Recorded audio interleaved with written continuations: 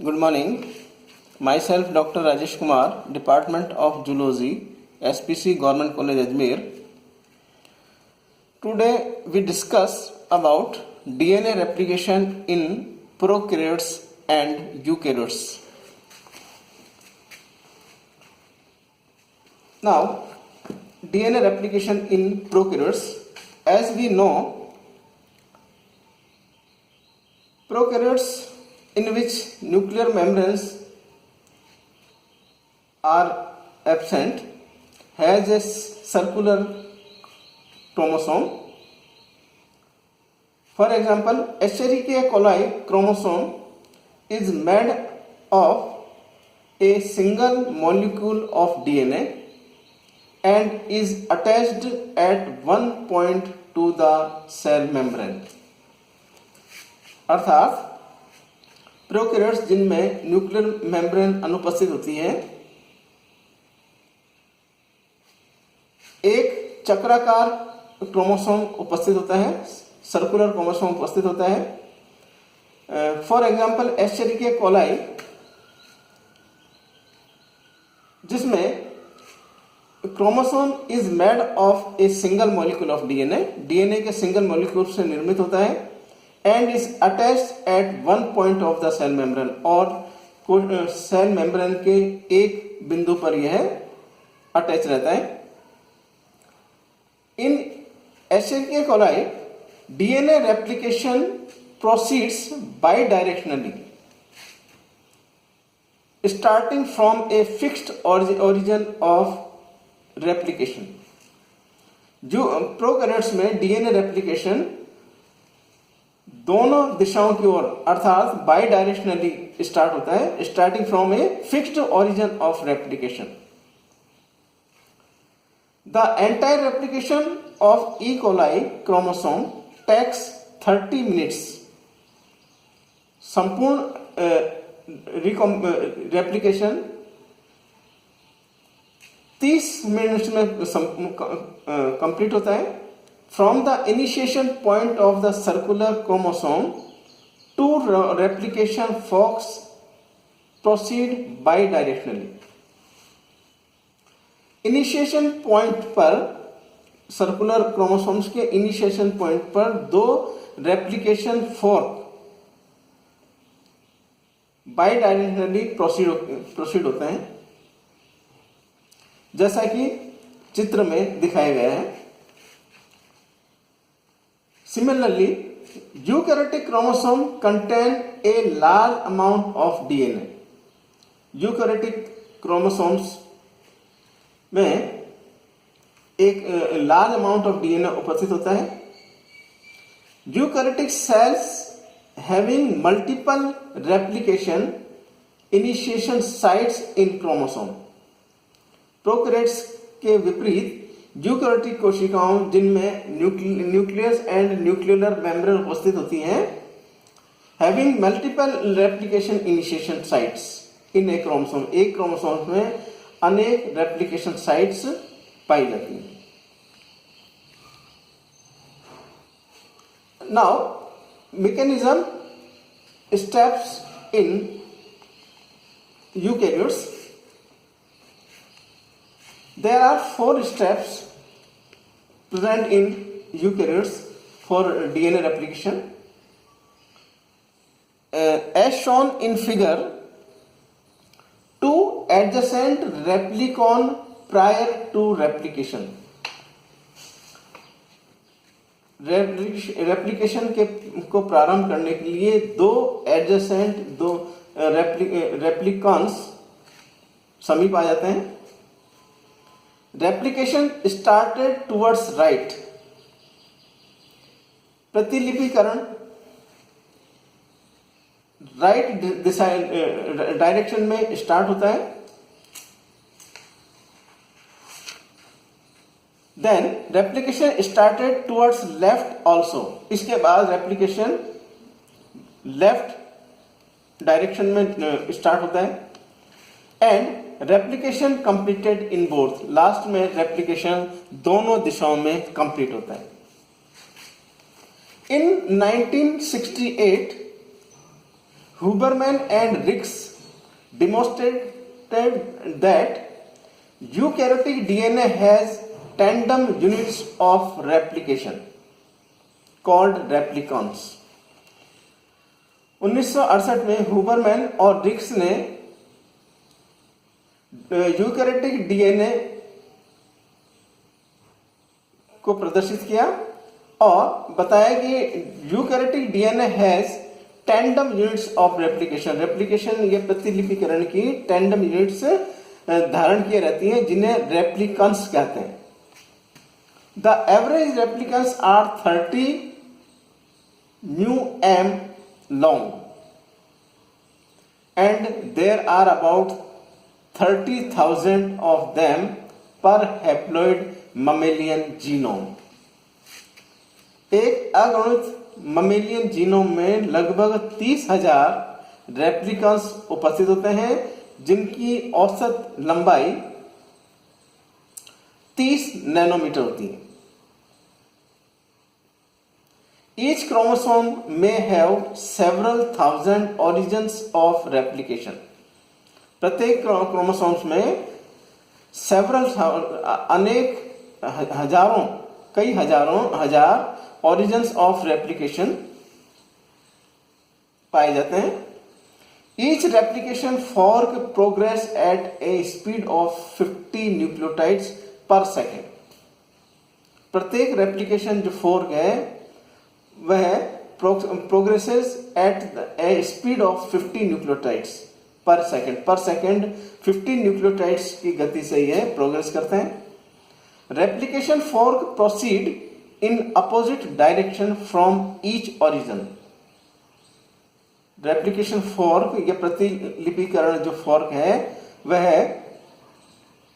Opposite direction में प्रत्येक origin के अपोजिट डायरेक्शन में प्रोसीड करता है until they reach the termination point at which they meet the neighboring replicon. जब तक कि वह they reach the termination point, जब तक कि वह टर्मिनेशन पॉइंट पर नहीं पहुंच जाते और नेबरिंग रेप्लिकन से संयोग नहीं करते. Now mechanism of DNA in both prokaryotes and eukaryotes. DNA की प्रतिक्रिया अर्थात डीएनए की रेप्लिकेशन को एक्टिवेट करने वाले एंजाइम्स को डीएनए पॉलीमरेज कहा जाता है जो कि 3 प्रकार के होते हैं: polymerase first, polymerase second and polymerase third. इन तीनों में से डीएनए पॉलीमरेज थर्ड रेप्लिकेशन में तथा डीएनए पॉलीमरेज फर्स्ट रिपेयर में पार्टिसिपेट करते हैं. यूकैरियोट्स में कुल 4 प्रकार के डीएनए पॉलीमरेज पाए जाते हैं: alpha, beta, gamma and delta. इनमें alpha and delta polymerase DNA replication के रूप में कार्य करते हैं. डीएनए रेप्लिकेशन की एक जनरलाइज्ड मैकेनिज्म को इस प्रकार से समझाया जा सकता है. डीएनए रेप्लिकेशन कुछ निश्चित बिंदुओं या ओरिजिन साइट से प्रारंभ होते हैं. एस्चेरिचिया कोलाई एंड बैक्टीरियोफेजेस के क्रोमोसोम्स में केवल एक निश्चित बिंदु से रेप्लिकेशन प्रक्रिया शुरू होती है, जबकि यूकैरियोट्स में प्रत्येक क्रोमोसोम में ऐसे अनेक ओरिजिन साइट पाए जाते हैं. ओरिजिन साइट पर 2 enzymes DNA gyrase and DNA helicase के प्रभाव से डीएनए डबल हेलिक्स के दोनों स्ट्रैंड्स अनकॉइल होकर एक दूसरे से सेपरेट हो जाते हैं, जिसे डीएनए मेल्टिंग कहा जाता है. डीएनए मेल्टिंग से ओरिजिन साइट पर 2 वाई शेप के फॉर्क बनते हैं। जब डीएनए रेप्लिकेशन शुरू होता है तो ये दोनों फॉर्क रेप्लिकेशन फॉर्क कहलाते हैं। अनकॉइलिंग के परिणाम स्वरूप उत्पन्न सिंगल स्ट्रैंडेड एरिया से कुछ विशेष प्रकार के प्रोटीन मॉलिक्यूल संलग्न हो जाते हैं। इस कारण यह क्षेत्र सिंगल स्ट्रैंडेड स्टेज में बने रहते हैं। सिंगल स्ट्रैंडेड स्टेज में थर्ड एंड वाले डीएनए स्ट्रैंड का प्राइमेज नामक एंजाइम ट्रांसक्रिप्शन करता है, जिससे 10 to 60 न्यूक्लियोटाइड प्राइमर आरएनए का संश्लेषण होता है। डीएनए पॉलीमरेज एंजाइम इस आरएनए प्राइमर के थर्ड एंड पर स्थित हाइड्रोक्सिल ग्रुप से न्यूक्लियोटाइड्स को जोड़ता है। इस न्यूक्लियोटाइड के थर्ड एंड पर हाइड्रोक्सिल से अगला न्यूक्लियोटाइड जुड़ता है। इस प्रकार DNA polymerase third DNA molecule के 3 to 5th एंड की ओर स्ट्रैंड की कंटिन्यूअस रेप्लिकेशन करता जाता है। डीएनए के दूसरे एंड अर्थात 5th to 3rd डायरेक्शन में स्ट्रैंड की रेप्लिकेशन डिसकंटिन्यूअस होती है। इस स्ट्रैंड की रेप्लिकेशन की शुरुआत 3 to 5th डायरेक्शन में स्ट्रैंड की रेप्लिकेशन शुरू होने के कुछ बाद होती है। अतः 3rd to 5th strand leading strand, जबकि 5th to 3rd स्ट्रैंड को लैगिंग स्ट्रैंड के नाम से जाना जाता है।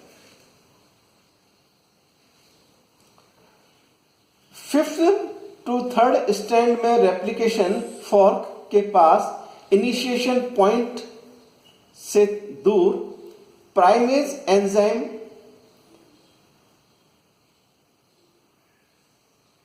प्रारंभक आरएनए का संश्लेषण करता है। प्राइमर आरएनए के थर्ड एंड से DNA polymerase third deoxy ribonucleotides को जोड़ता है। इस प्रकार 5th to 3rd डायरेक्शन में डीएनए स्ट्रैंड की रेप्लिकेशन छोटे छोटे खंडों में तथा डिसकंटिन्यूअस होती है।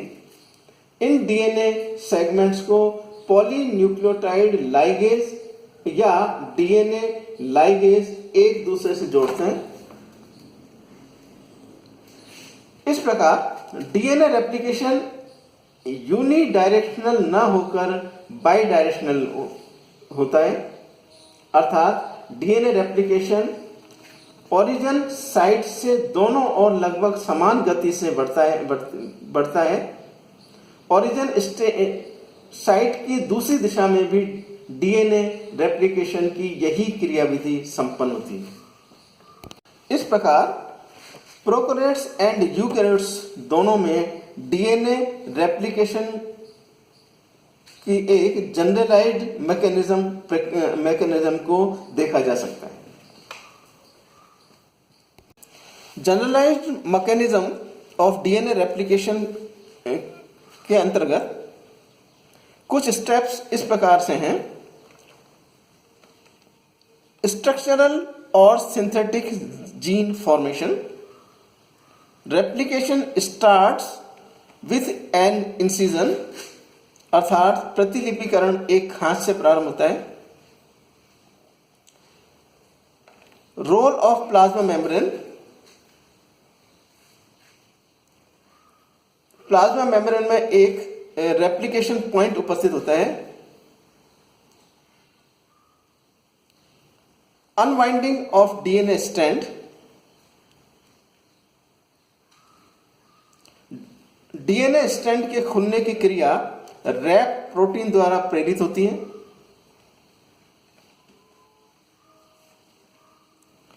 Formation of DNA template.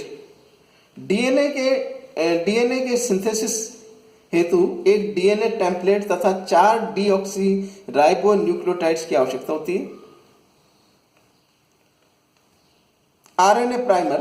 DNA synthesis के प्रारंभ के लिए एक आरएनए प्राइमर की आवश्यकता होती है। Now elongation of DNA chain. Newly form DNA का संश्लेषण आरएनए प्राइमर के हाइड्रोक्सिल एंड पर डीएनए न्यूक्लियोटाइड के जुड़ने से होता है। यह संश्लेषण 5th to 3rd डायरेक्शन में होता है एवं डीएनए पॉलीमरेज 3rd द्वारा प्रेरित होता है। Now fork formation. जिस पॉइंट पर दोनों स्ट्रैंड पृथक होते हैं वहां पर एक फोर्क का निर्माण होता है। यह फोर्क वाई के आकार का होता है।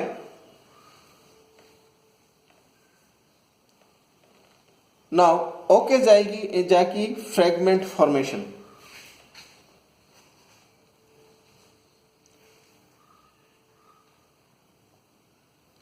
डीएनए के एक स्ट्रैंड में सतत रूप कंटिन्यूअसली सिंथेसिस होता है, जबकि दूसरे स्ट्रैंड में डीएनए के छोटे छोटे खंडों का संश्लेषण होता है जिन्हें ओकोजाकी फ्रैगमेंट कहते हैं। ये ओकोजाकी फ्रैगमेंट पॉलीन्यूक्लियोटाइड लाइगेज द्वारा आपस में जुड़े रहते हैं। Now termination of DNA replication. अंत में डीएनए रेप्लिकेशन का समापन होता है। धन्यवाद।